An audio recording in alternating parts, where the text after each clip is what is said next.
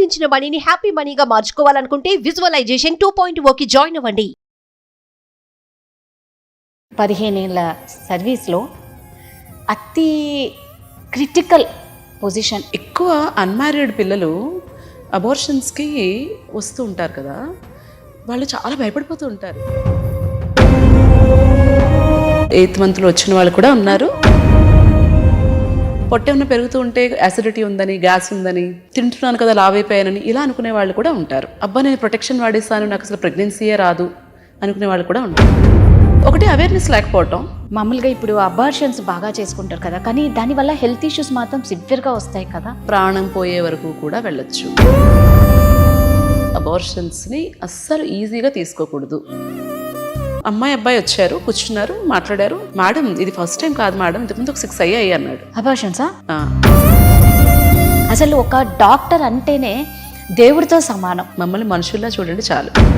Normal delivery అయితే డబ్బులు రావు కాబట్టి గైనకాలజిస్ట్లు సిజేరియన్ చేసేస్తారు అనుకుంటారు. ఏంటి రీజను, ఎందుకు చేశారు, కారణం ఉండే చేసుంటారు కదా అన్న బెనిఫిట్ ఆఫ్ డౌట్ అసలు డాక్టర్కి ఇస్తున్నారు ఈ రోజుల్లో.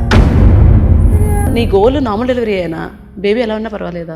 సో ఇక్కడ నన్ను కదా విలన్లా చూశారు. ఇలాంటి పేషెంట్స్ని ట్రీట్ చేసినప్పుడు బాధ చేస్తుంది. నమస్తే, India's largest digital media network Suman టీవీకి స్వాగతం.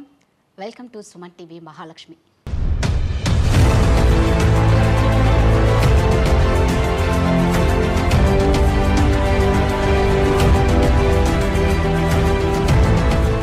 తల్లి జన్మనిస్తే డాక్టర్ పునర్జన్మనిస్తారు. ఎంత పెద్ద జబ్బు వచ్చినా సరే అండి, డాక్టర్ నవ్వుతూ ట్రీట్మెంట్ ఇస్తే ఆ పేషెంట్కి కొండంత ధైర్యం వస్తుంది. అర్ధరాత్రి అనక అపరాత్రి అనక ఎంత గాఢ నిద్రలో ఉన్నా సరే అండి, ఒక్క కాల్తో డాక్టర్ రియాక్ట్ అయిపోయి ఎంత అలర్ట్గా సర్జరీ చేయాలంటే అది చిన్న విషయం కాదు. అందుకే డాక్టర్లను దేవుళ్లతో సమానం అంటారు. మమ్మల్ని దేవుళ్లతో పోల్చకపోయినా పర్లేదు, కానీ ఒక మనిషిగా గుర్తించండి అంటున్నారు మన మహాలక్ష్మి. తన దగ్గరకు వచ్చే ప్రతి పేషెంట్ని ఒక బిడ్డలాగా, ఒక ఫ్రెండ్ లాగా ట్రీట్ చేస్తారు. అందుకే తన ట్రీట్మెంట్ కోసం ఎంతోమంది వెయిట్ చేస్తూ ఉంటారు. తనే అండి ఇవాల్టి Suman TV Mahalakshmi, gynaecologist doctor Shilpa from Vizag.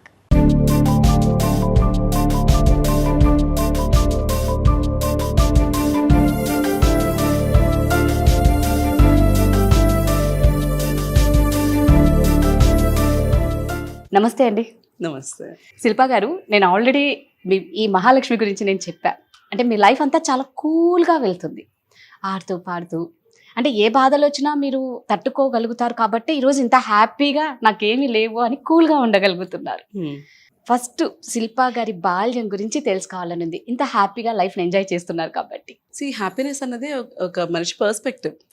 ఒకళ్ళు ఇంత ప్రాబ్లంకే చాలా పెద్ద ప్రాబ్లం ఉంది అనుకోవచ్చు, ఒకళ్ళు పెద్ద ప్రాబ్లంని కూడా నాకు ఏ ప్రాబ్లం లేదు అనుకోవచ్చు. సో ఎప్పుడు కూడా ఒక మనిషి 100% హ్యాపీగా ఉంటారని కాదు, ఎప్పుడు కూడా సాడ్గా ఉంటారని కాదు. మనం మన లైఫ్లో ఎదురైన సిచ్యుయేషన్స్ని ఎలా హ్యాండిల్ చేస్తాము అన్న దాని మీద డిపెండ్ అవుతుంది. మీరు చెప్పినట్టే I'm very fortunate to have a beautiful family. అమ్మ నాన్న, తమ్ముడు, ఇప్పుడు హస్బెండ్, ఇన్లాస్ అందరూ చాలా బాగా చూసుకునేవాళ్ళే. అలా అని లైఫ్లో ఎప్పుడు కష్టాలు లేవు అని కూడా కాదు. మా చిన్నప్పుడు పల్లెటూరులో పెరిగాను. 7 కజిన్స్ అందరం ఉండేవాళ్ళం కలిసి. పూర్ పీపుల్ అని చెప్పాం, కానీ కొంత జాగ్రత్తగా ఉండేవాళ్ళు కదా ఇదివరకు రోజుల్లో. సో అంత యాడిక్వేట్గా ఫ్రూట్స్ కానీ ఫుడ్ కానీ అంటే మరీ ఎక్కువగా అలా ఇప్పుడున్నట్లు అయితే ఉండేది కాదు.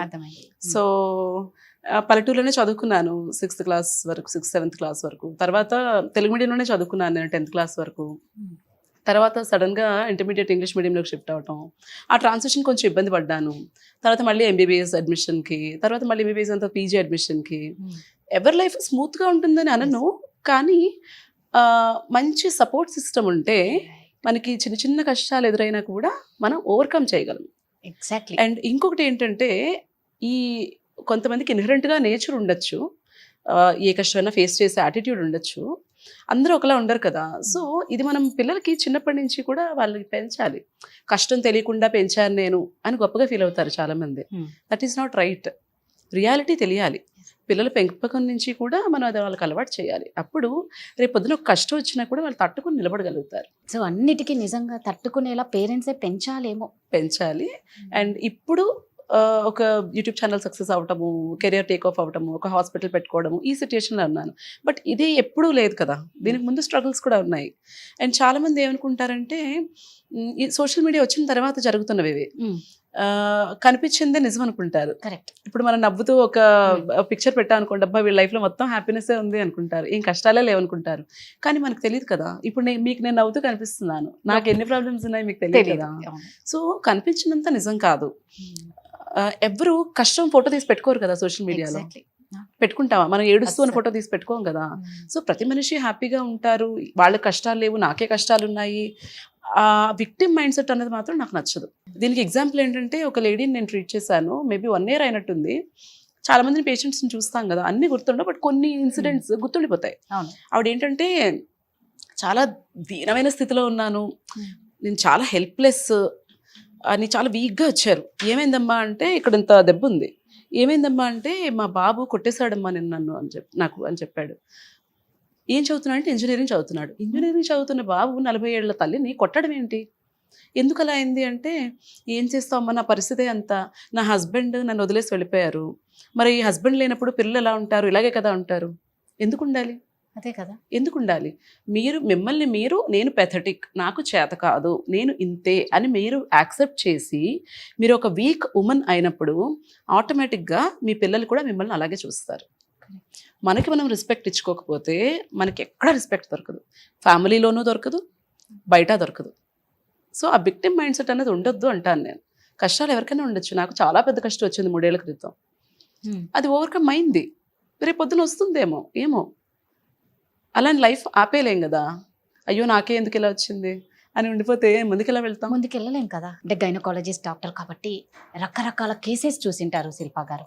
15 ఏళ్ళ సర్వీస్లో అతి క్రిటికల్ పొజిషన్ మీరు ఏది చూసి చాలా బాధపడి ఎమోషనల్గా, అంటే మీరు ఇందాక అన్నారు అలాంటి ఎమోషన్స్ మీకున్నాయి, బట్ పేషెంట్ మీ దగ్గరకు వచ్చినప్పుడు ఒక బిడ్డగా మీరు ట్రీట్ చేయాలి, మీరు తల్లులే బిడ్డగా ట్రీట్ చేసి ఇది క్రిటికల్ పొజిషన్ నుంచి మీరు వాళ్ళని బయటికి తీసుకొచ్చి, ఇది నాకు చాలా హ్యాపీ ఇచ్చింది ఈ కేస్ అన్నది ఏముంటుంది? మీకు అన్ని హ్యాపీ మూమెంట్సే ఉంటాయి అందులో. ఎగ్జాక్ట్లీ అందులో ఏదైనా ఒక్కటి ఇంకా క్రిటికల్ అంటే ఇంకా మనం కొన్ని కేసెస్ హ్యాండ్ వదిలేస్తారు. బై డిఫాల్ట్ గైనకాలజీలో అవుట్కమ్ అనేది గుడ్డే ఉండాలి.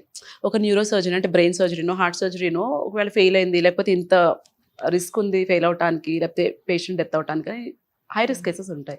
బట్ గైనిక్లో outcome has to be good. ఎందుకు? ఏదో డెలివరీకి వస్తారు, లేకపోతే యూట్రస్ రిమూవల్ సర్జరీస్కో, ఓవేరియన్ సిస్ట్ రిమూవల్ సర్జరీస్కో ఇలాంటి వాటికి వస్తుంటారు. సో అవుట్కమ్ అనేది ఎప్పుడు కూడా బాగా it has to be good. So ప్రతి కేసులోనూ చాలా సాటిస్ఫాక్షన్ ఉంటుంది. ఎందుకంటే మీరు అనుకోవచ్చు డెలివరీస్ కాకుండా ఇంకేమన్నా క్రిటికల్గా హ్యాండిల్ చేశారని, మీరు అలా అనుకుంటున్నారు కదా. కానీ ఒక లేడీకి చైల్డ్ బర్త్ అనేది ఎన్నిసార్లు వస్తుంది? 1 or 2 అంతే కదా. సో ప్రతి ప్రెగ్నెన్సీ ప్రెషియస్, ప్రతి లైఫ్ ప్రెషియస్. సో ఏ కేసు హ్యాండిల్ చేసినప్పుడు కూడా ఆ బేబీ డెలివరీ వాళ్ళకి ఇస్తున్నప్పుడు వాళ్ళకి ఎంత ఆనందం ఉంటుందో నాకు కూడా అంతే ఆనందం ఉంటుంది. బట్ స్పెసిఫిక్గా మీరు అడుగుతున్నారు కాబట్టి చెప్పాలి అంటే, ఎక్కువ అన్మ్యారీడ్ పిల్లలు అబార్షన్స్కి వస్తూ ఉంటారు కదా, వాళ్ళు చాలా భయపడిపోతూ ఉంటారు. అంటే ఇమాజిన్ ఒక అమ్మాయి ప్రెగ్నెంట్ అయిందంటే అది అమ్మాయిది ఒక్కదాని తప్పు కాదు కదా. కరెక్ట్. మీరు ఎవరైనా అబ్బాయి గురించి మాట్లాడతారా? నువ్వేం చేస్తున్నావు, నీకు పీరియడ్ రాకపోతే టెస్ట్ చేసుకోవాలి కదా, ఆ మాత్రం తెలీదా అని అనేస్తారు ఈజీగా కదా.